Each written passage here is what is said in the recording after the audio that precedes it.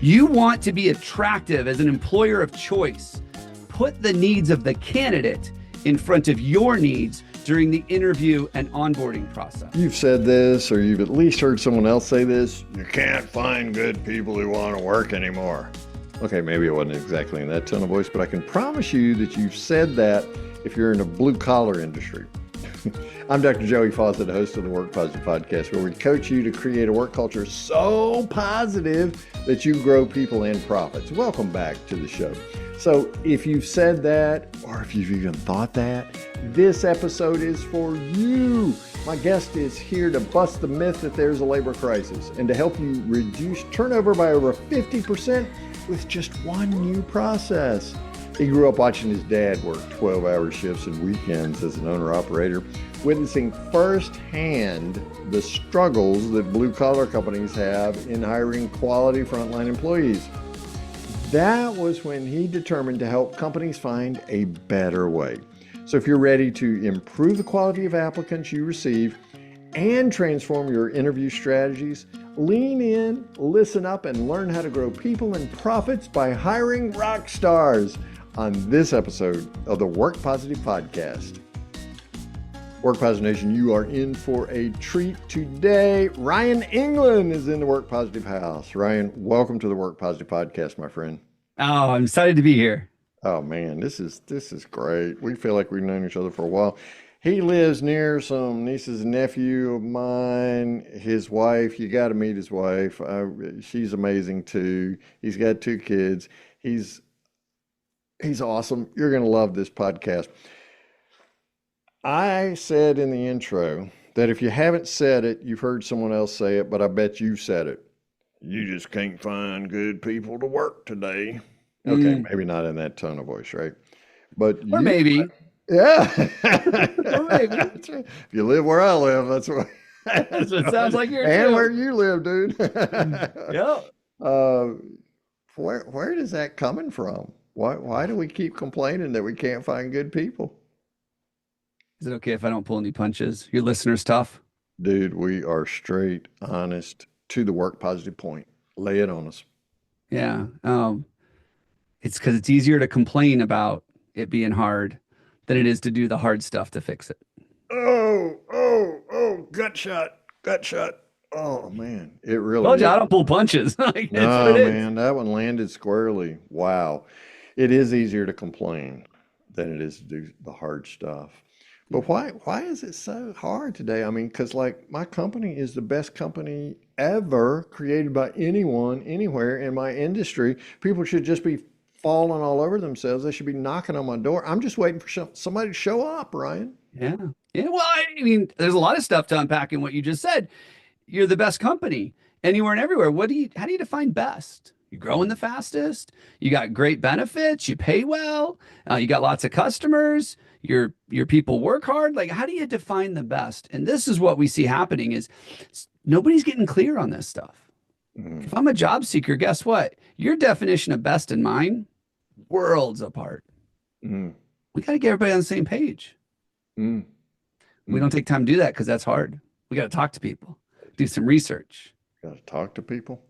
Yeah. But I just want them knocking on my door, Ryan. Why aren't they just knocking on my door? The people knocking on my door are not the good ones. Well, here's the thing. I hear a lot of people say nobody wants to work anymore. Nobody wants to work anymore. Well, here's what I found. It's not that nobody wants to work. It's that nobody wants to work for you. Ooh. That was between So the eyes. we might have to take a step back and say, you know what? This is hard. And nobody's knocking down my door. Maybe instead of going, maybe I'm looking in the wrong places. Maybe I'm not spending enough. Maybe I'm not paying enough. Maybe what you need to do is take a look in the mirror and say, maybe I'm the reason people aren't knocking down the door, because it all starts at the top. It And does. if we've got leaders that aren't doing the right things, the rest of the team's not doing the right things, and it's going to be a challenge. The other thing too is so many times people give this problem to HR to solve. And I love my HR folks, but here's the deal. Yeah. They're not the people to solve this problem, because the problem is a marketing problem, not an HR problem. And so what we do is we give a marketing problem to people who have HR expertise. And guess what they do? They do HR stuff. They don't do marketing stuff. We don't want to do that because our marketing people are too busy getting us new customers. So what Well, kind of there's some marketing do ways I need? they can do both. Mm-hmm. What am I looking for with my marketing then? Why is it a marketing problem? Well, we do a lot of stuff in the trades.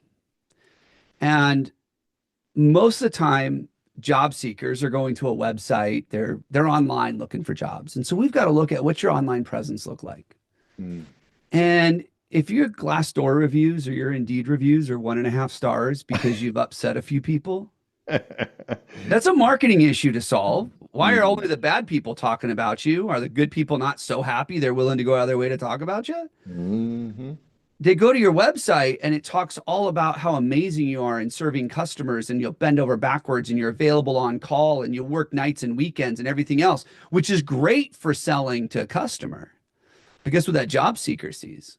I There gotta goes the work weekends. I there gotta, goes the time with the kids. There goes the time yeah, with the family. There goes the time with my hobbies. I'm just yeah. going to be a slave to this company. Why would I want to work there? I want to go to my kid's t-ball game, right? Yeah. But imagine that we flipped the script and the marketing team said, you know what? Let's talk about how awesome we are. We believe we're awesome. Let's walk the walk too. Mm. Let's show them how awesome we are. Let's put employee testimonials on the website. Let our people talk about how amazing we are. Mm. Let's talk about the vision of the company. Where are we going? And why do we want you to come along with us? Let's talk about the quality of people we hire. You know, Nick Saban has this little talk. This was just introduced to me not too long ago. And he talks about why is it that A players don't like mediocre players and mediocre players don't like A players? Ah, Because they're playing a different game. totally different. And so we all want to hire rock stars. We all want to hire A players, but we look around and all we hire is B and C players. Mm. We don't understand why the A players keep leaving us because they want to play a different game than the one you're playing. They do. Peter Capelli was on this podcast some years ago, and he's at Wharton, and he's like Mr. HR there in the Wharton School of Business. He said the very same thing you're saying. Most companies don't really want to hire top talent and wouldn't know what to do with them if they hired them. It's so true. It's so true. But yet we think we do. We've got this fantasy that if I just find the perfect employee, if I just find the right person to lead this team, that everything will work out. Man, how do we re-engineer that fantasy? Think about what we do when we're recruiting. What do? We post a job online and we tell this person, here are all the things you're going to do. And in exchange, here's what I'm going to give you. That's what we do. Here are all the things you're going to do. And here's what you get in exchange for that. You know what? When people come to work for you, let's even just ignore the top performers right now. They give up time with their family. We already talked about that. They give up time with their friends. We talked about that. They give up time with their fun. We talked about that. If you cannot help them substitute that in some way, I don't care how much you pay. I don't care how great your benefits are. They're going to look somewhere else. Mm-hmm. And it takes that as the bare minimum before a top performer is going to want to perform. Mm. You have to give them that. Gallup, I don't know if you've heard of Gallup, but they run a lot of workplace surveys and studies and understand what people are thinking. Yeah. Mm-hmm. Yeah. They have a survey called the Q12. Mm-hmm. Question number 10. If people answer yes to question number 10, they are 6 times more likely to be engaged. And evidence shows engaged employees are happier employees. They're more productive. They're more profitable. They take better care of the customer. 6 times more likely if they say yes to question number 10. Do I have a best friend at work? Oh, wow. How often are we talking? We don't talk about that stuff. Oh, man. But imagine if you said, you know what? Only thing we're going to do this year, our initiative is to make sure everyone's got a best friend at work. Your productivity would go through the roof. You would have your A players show up. But that's the hard stuff. It's easier to say no one wants to work than to let people enjoy spending time with the people they work with. Yeah, but somebody's going to hear that and they're going to go, okay, new company policy. Everybody gets a best friend. You too. Go be friends. I know you two don't like each other. Figure it out. Yeah. Hey, John, you and Mark, go be best friends. You need best friends. You're both jerks. Go be best friends. Yeah. So how do we create a culture that's so positive that you would even want your best friend to come work with you? Well, I don't even know that it's about having best friends come to work for you, but it's about creating opportunities for Ah, people to find that best friend at work. So an easy one, and it just blows my mind why more people don't do this. uh-huh. I was just talking to somebody. He was telling me about his daughter, and he said his daughter's just entering the workforce, and so she's Mm. learning the hard way how bad employers can be. Ooh, bless her heart, as we say So in she goes to work at this one company, and she shows up on day one, uh-huh. and they have like a banner, and they're excited. No, no, no, What? no. What? they they they looked. She looked around and she goes, I'm here for my first day. And the person's like, who are you? Yeah, yeah, And she's like, no, no, I'm here for my first day. They told me we're excited. This person hired me. yeah, Oh, well, that person doesn't work out of this office. yeah, yeah. And she's like, okay, so what do I need to do? They're like, why don't you sit there and we'll figure it out. 3 days later, they fired her because she wasn't performing well. Can you believe it? Wait a minute, hang on. She Yeah. wasn't performing with her hire after 3 days. Oh my So God.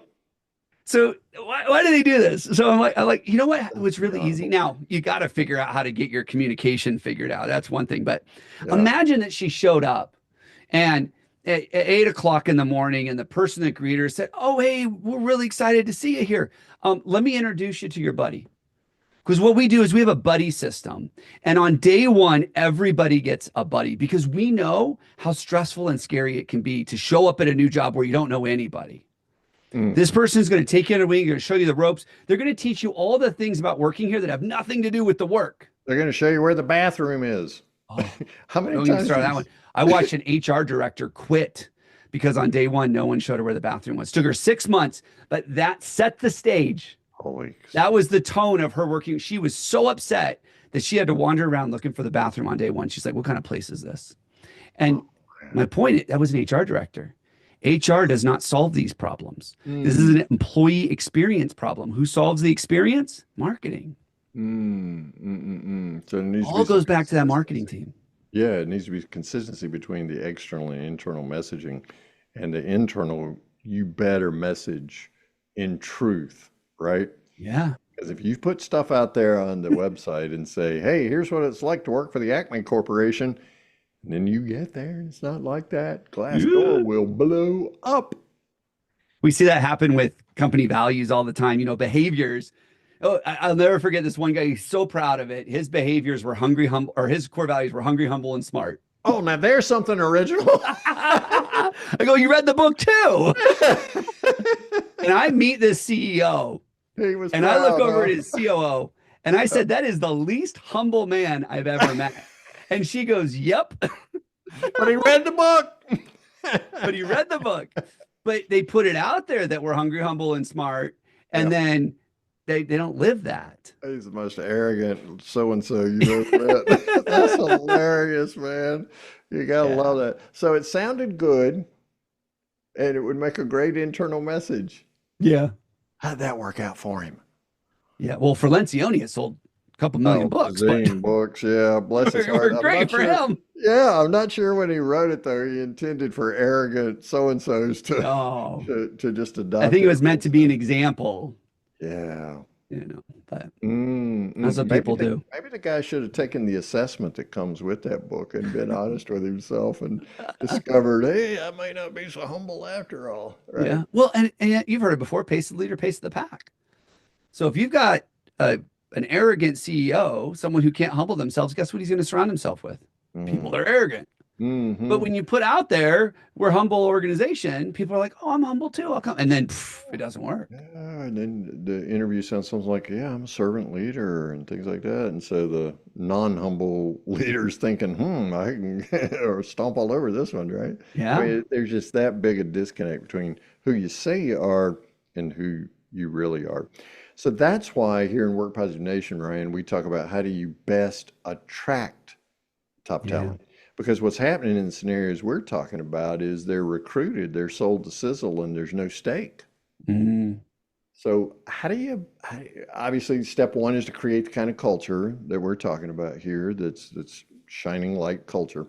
Yeah. How do you best attract top talent to where they're jaded, they've had enough cynicism, right? Because it's based on those experiences they've had.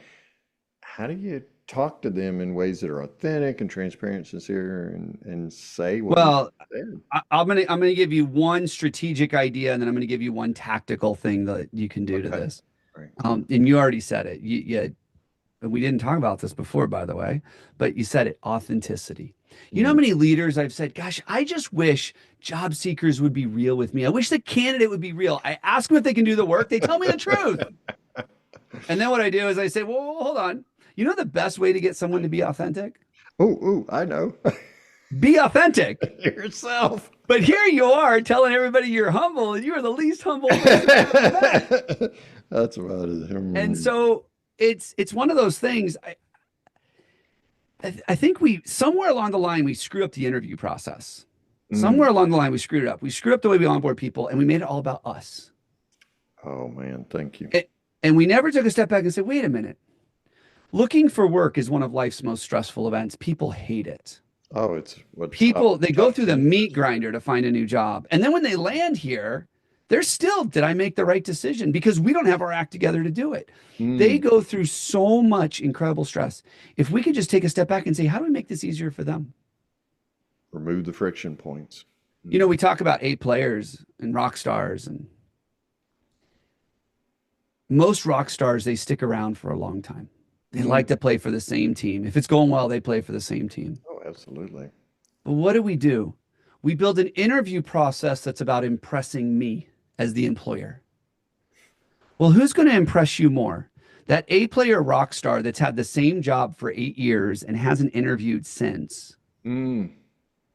or that B player that's really good at the interview, really good at smoke and mirrors and being inauthentic because they get all the practice all the time because they interview all the time. Who is better at getting through the interview?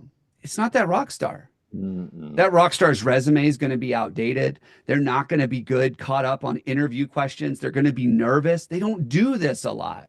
Mm. And I call the people that advance really fast superstars. Right? We have rock stars and superstars. Rock stars are the Okay. rock of your team. Mhm. You need them. Superstars, they're the people that come in and they want to be the CEO in 2 years. Right? They're the people that are like, I want to climb the corporate ladder. And if you don't help me climb, I'm going to go find someone that will. We hire superstars all the time and they disappoint us because we hire them to do a job, but they just Mm. want to keep climbing. Mm. But they impress us because they're interviewing every 6 months. Whereas that rock star hasn't interviewed in a decade.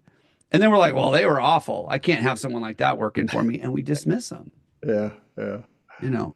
Wow. And so we've got this whole thing backwards in Mm. the way we interview and qualify people and attract people. So that's a mindset, a thought form I want. If you want to become attractive, start putting their needs ahead of yours during the hiring and onboarding process. Ooh. Because when you do that, they will take care of you long term. Say that again for the people on the back row. I want them to hear it. Yeah. You want to be attractive as an employer of choice.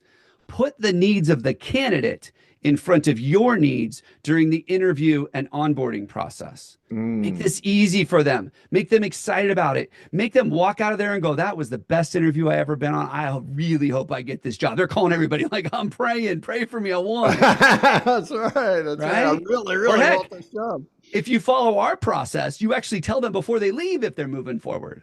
Wow. You have such a structured process that you're able to add up the scores and go, they qualify. Uh, Right? Oh, there's nothing worse than saying, hey, you know what? Oh, it was a great interview. We'll be in touch. Because mm. that's code for you ain't ever going to hear from me again. That's like going out on a date, first date, right? Yeah, well, maybe do this again. Yeah, I'll call you.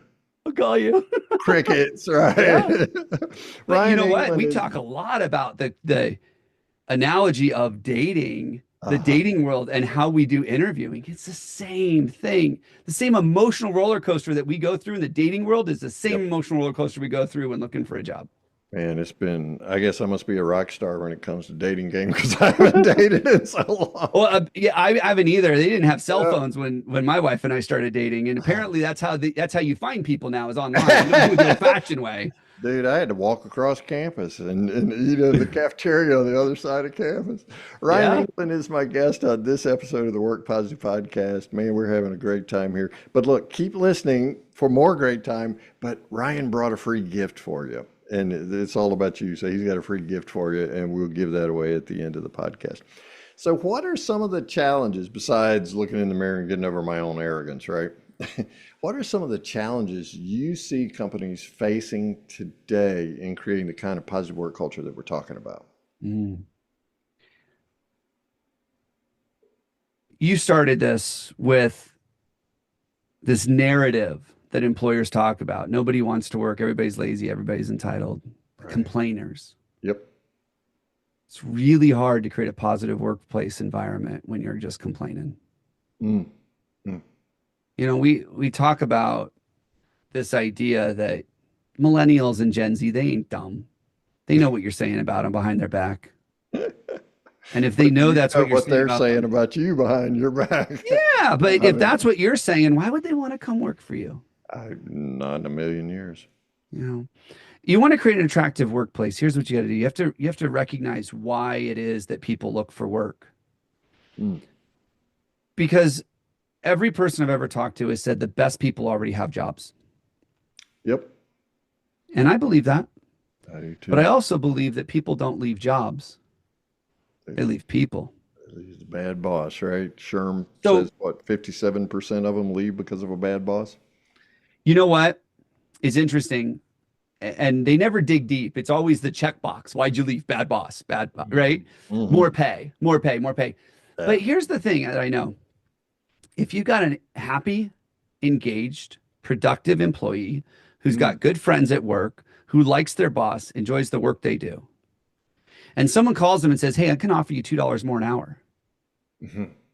And then they reconcile that against looking for work sucks. Oh man, it's stressful. That $2 an hour is not even enough for them to return your call. Mm-mm.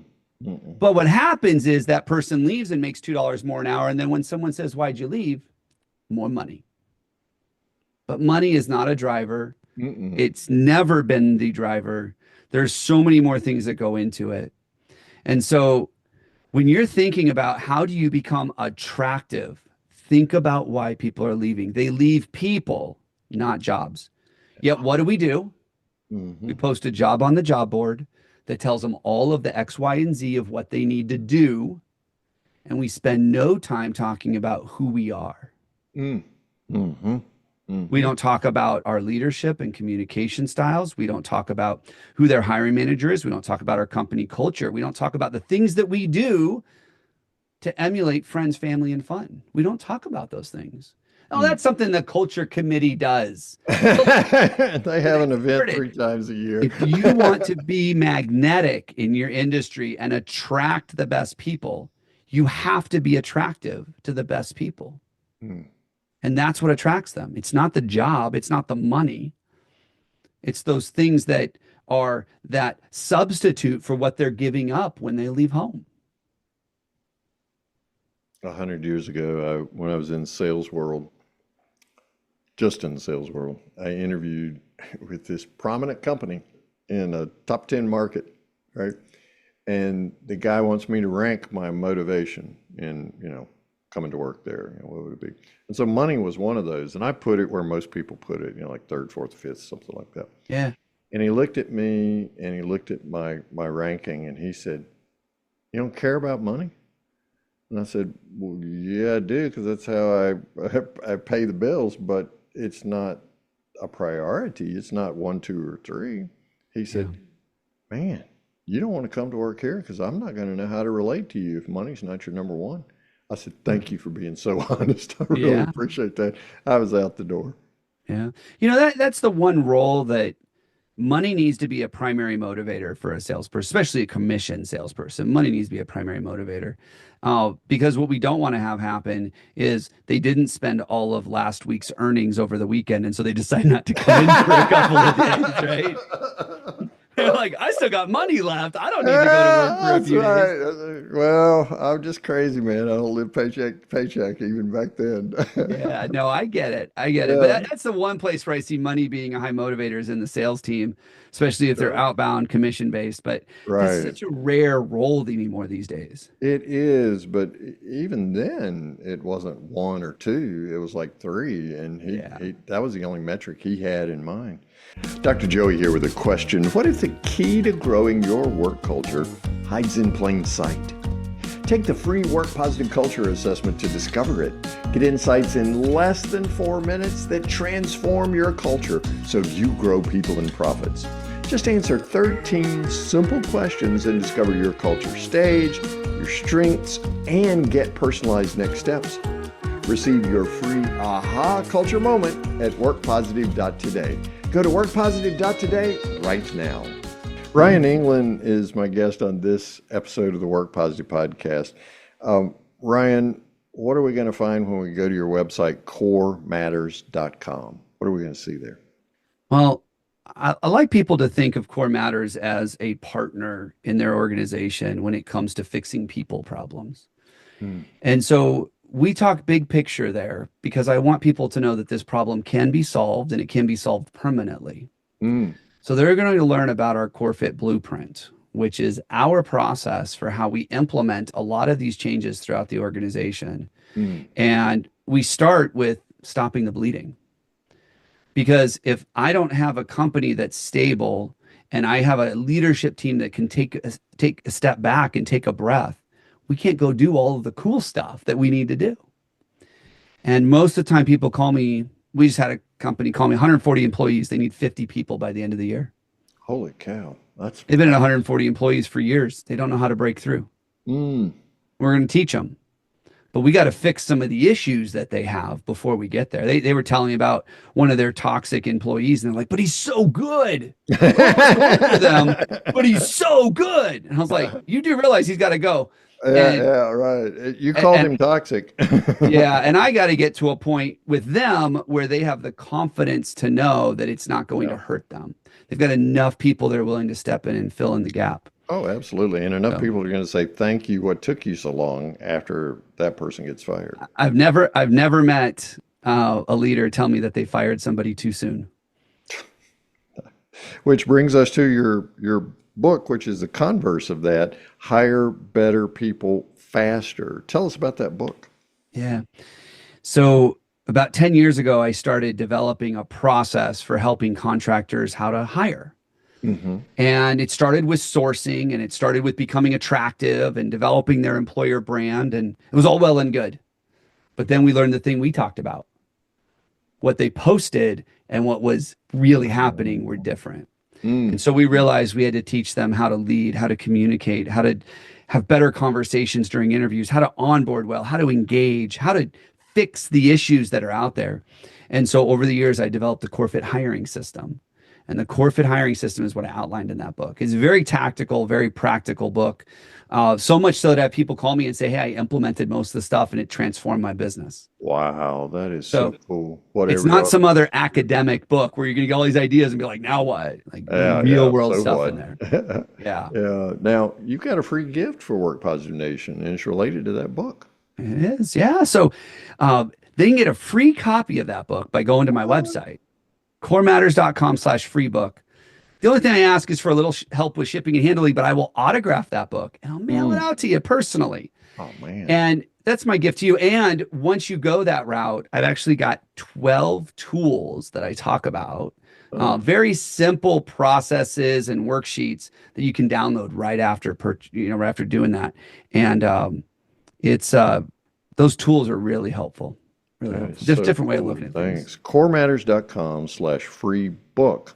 Yep. And you just drop a few nickels down for the shipping and handling, and he'll autograph it for you. That's pretty cool. I find people like that. Also, if you want more Ryan England, Trades of the Titans is his podcast. Wherever finer podcasts like this one are heard, you can find Titans of the Trades, or you can just go to titansofthetrades.com. So who am I going to hear besides you on Titans of the Trades? We bring, so we're talking about the skilled trades. That's Sure. where we spend most of our time. So you are going to hear from entrepreneurs who have actually been to the mountaintop, overcome a lot of these challenges. I also Wow. bring in subject matter experts that are working on helping the industry solve these problems, Mm, whether it's attraction or mental health or safety, some of the mm, things that are very specific to the trades that we're dealing with right now. mhm. And they come in, and the one requirement I have is they got to bring tactical, actionable things that my Yeah, listeners can yeah. take away and go Stuff to do. implement. Yeah. Because there's enough strategy out there for us to all have Oh enough yeah, we, strategy. we can navel gaze from now till the eternity, but Yeah, we what are need you some gonna real do? practical So stuff. what? So that's what we do. Awesome, man. That's who we are. Ryan, man, I love you, brother. I appreciate so much what you're doing. Thank you for being a part of Work Positive Nation and the Work Positive podcast. So I got to ask you what all my guests get asked. What's one thing? So Ryan England, what's one thing you recommend to Work Positive Nation to do starting today to create the kind of positive work culture we're talking about? Whew, that we didn't already talk about. I know, just one Because thing. I could give you a bunch of, you know what? I I know. started to mention this and we didn't get a chance to do Oh, it. cool. Lay it on me. Here's the tactical thing. Let your people tell your story. We spend so much time getting customers to put testimonials online. We spend no effort getting employees to put testimonials online. Go ask your employees to record a quick little 60-second selfie video and talk about what it's like to work at your company and share the heck out of that thing. I'm loving that. That will make you attractive. And oh, by the way, if you can't find one or two to do it, listen to this podcast again. If you're afraid to ask, that might be the problem. That's right. I don't care if your values are humble, hungry, smart. Yep. Ryan, man, this has been a blast. I love it. I love it, love it, love it. The website is corematters.com. Be sure to put a /free book on there and you can get your free copy of Hire Better People Faster. Go over, as soon as this is over, go to titansofthetrades.com. Just flip over in Spotify or wherever you're listening to this and check out the podcast. You'll thank me later. Ryan, I'm better for this conversation. I know Work Positive Nation is too. Thanks for sharing your time and wisdom with us today, buddy. Thanks. It's been a blast. I'm grateful you joined our conversation about creating positive work cultures that grow people and profits. Connect with me directly on LinkedIn today. Just search for Dr. Joey Fawcett or click the link that's below in your show notes. When you send your connection request, mention that you're a podcast listener because I want to give you a free digital copy of my Work Positive Team Edition book. That's a $19.95 value. It contains practical strategies that I've personally used with clients to transform toxic work environments into thriving cultures. We explore how to create a positive work culture in every single one of these episodes. Our LinkedIn connection, though, allows you and me to directly talk about your specific challenges. I personally read and respond to your messages because I genuinely care about your success in creating a positive work culture. So go to LinkedIn and let's connect. Remember to mention you're a podcast listener to receive your free Work Positive Team Edition book. I look forward to seeing you on our next episode of the Work Positive Podcast.